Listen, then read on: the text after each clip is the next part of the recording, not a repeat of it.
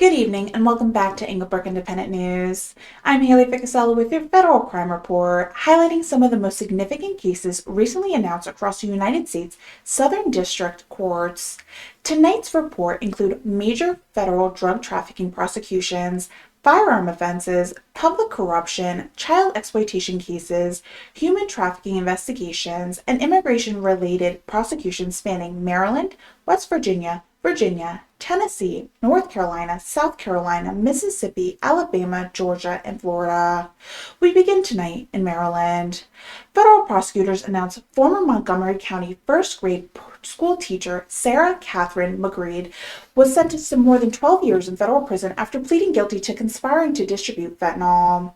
According to prosecutors, the fentanyl she distributed resulted in a fatal overdose in 2024. Investigators also alleged that McGreed sold narcotics during school hours while employed as a teacher. In addition to her prison sentence, the court ordered restitution to help cover the victim's burial expenses. In another Maryland case, former U.S. Census Bureau program manager Camille Jones received a 2-year federal prison sentence after admitting to participating in a procurement fraud and bribery conspiracy involving approximately $790,000 in kickbacks tied to government contracts.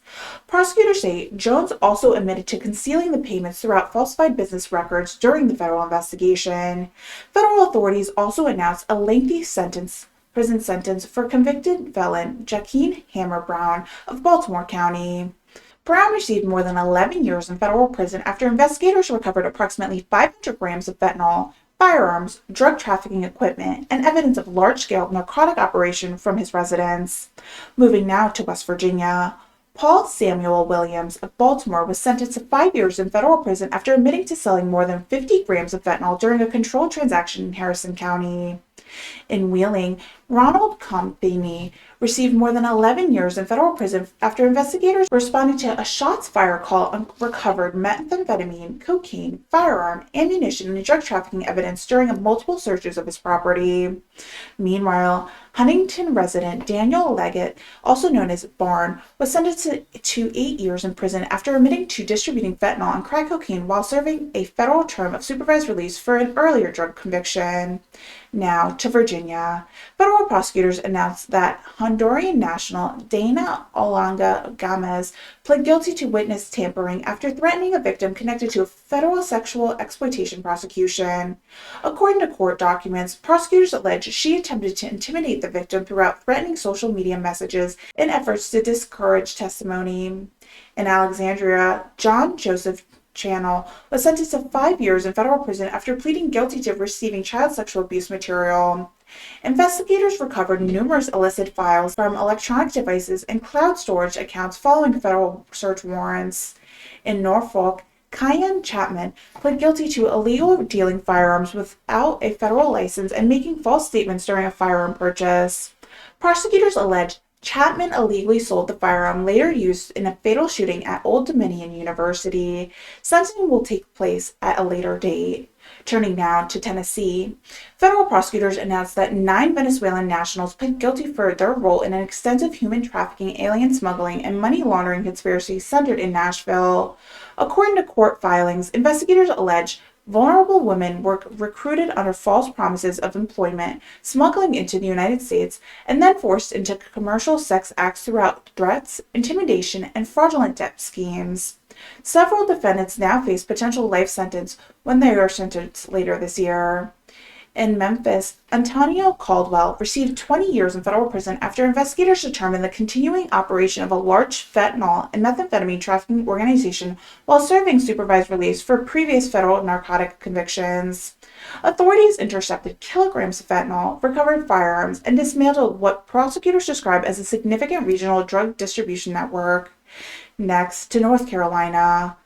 Curran Grant was sentenced to 10 years in federal prison after investigators documented repeated sales of fentanyl, methamphetamine, and illegal possession of firearms while he remained on state probation. Prosecutors said he also sold a stolen AR rifle during the investigation. Career drug offenders Robert Sailords received 15-year federal prison sentence after admitting to possessing methamphetamine with the intent to distribute. According to prosecutors, sale yard, acknowledged conducting dozens of methamphetamine sales each week before his arrest.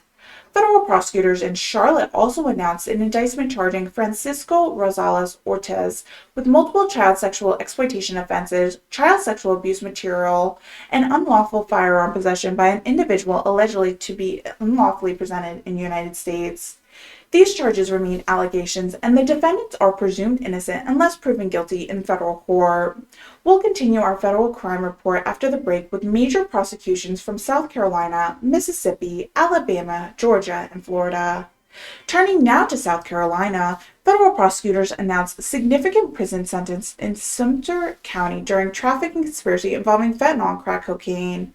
Zuri Coughlin, Joshelle Mallet, and Dermot Holland were sentenced to a combined 205 months in federal prison after investigators uncovered a stash house containing fentanyl, crack cocaine, firearms, cash, and drug trafficking equipment. Prosecutors said Coakley continued distributing fentanyl after being released on bond, leading to additional federal charges. In Colombia, Jonathan Andrew Felleck was sentenced to 9 years in federal prison after pleading guilty to violating federal housing rights of a black neighbor in a racially motivated shooting. According to the Justice Department, Felleck admitted to targeting the victim because of his race. Also in Colombia, Johnny Lee Dickerson received more than 16 years in federal prison after admitting to distributing fentanyl, cocaine, crack cocaine, and marijuana. Because of multiple prior felony drug convictions, Dickinson was sentenced to a federal career offender. Next, to Mississippi, a federal jury convicted California resident Yanis Taki Gambi on firearm trafficking after Mississippi Highway Patrol troopers discovered 13 firearms, including an AK-style rifle hidden inside the vehicle during a traffic stop. Authorities also recovered ammunition, high-capacity magazines, and approximately $16,000 in cash. Sentencing is scheduled for a later date. Federal prosecutors also announced that Jackson resident Abonan Cannon pled guilty to defrauding the Supplement Nutrition Assistance Program, commonly known as SNAP. Prosecutors allege Cannon unlawfully obtained nearly $17,000 in federal food assistance benefits throughout a scheme involving an employee with access to electronic benefit transfers account. Cannon will be sentenced at a later date. Now to Alabama, Clay County man Stevie Earl Harris was been federally charged with attempted kidnapping, carjacking, firearm offenses, and explosive related to crimes stemming from 2024 incident. Those charges remain allegations, and Harris is presumed innocent unless and until proven guilty in the federal court. In Birmingham, Brandon Azal Lopez of Texas was sentenced to nearly 4 years in federal prison after investigators discovered 6 kilograms of cocaine concealed inside a modified vehicle battery during a traffic stop on Interstate 2059. Federal prosecutors also announced that Arizona resident Arnaldo Miguel Toronto Castallo pled guilty to conspiring to distribute more than 20,000 pills containing carfentanil, an extremely potent fentanyl analog. Investigators later linked him to an additional narcotic trafficking activity involving another federal prosecution in Nebraska. Turning now to Georgia, Savannah resident Maurice Williams received more than 35 years in federal prison, followed by convictions involving machine guns, fentanyl distribution, and other drug trafficking offenses. Investigators conducted numerous undercover purchases before recovering additional firearms and narcotics during the investigation. Federal prosecutors also announced several new grand jury indictments charging multiple defendants with illegal machine gun possession, possession of firearms by a convicted felon, firearm possession by an individual alleged to be unlawfully presented in the United States, and illegal re-entry after prior removal. As with all indictments, these charges are all allegations only, and each defendant is presumed innocent unless proven guilty in the federal court. In a separate Savannah prosecution, Lafayette Wright Jr., Aquil Amar Johnson, and James Atkinson all received federal prison sentences for heroin trafficking, cocaine distribution, and illegal firearm possession following investigations conducted by federal and local law enforcement agencies. Finally, tonight, we conclude our report in Florida. A federal grand jury found Julian Roussel Plottinson guilty of receiving, distributing, and possessing child sexual abuse material. Prosecutors presented evidence that Clautenson traded illicit material throughout online messaging platforms and possessed hundreds of illegal images and videos. He faces a substantial federal prison time at sentencing. In another major narcotic case, Herbert Battle Jr. was sentenced to 27 years in federal prison after leading a methamphetamine trafficking conspiracy responsible for shipping large quantities of narcotics from California into Central Florida throughout the mail.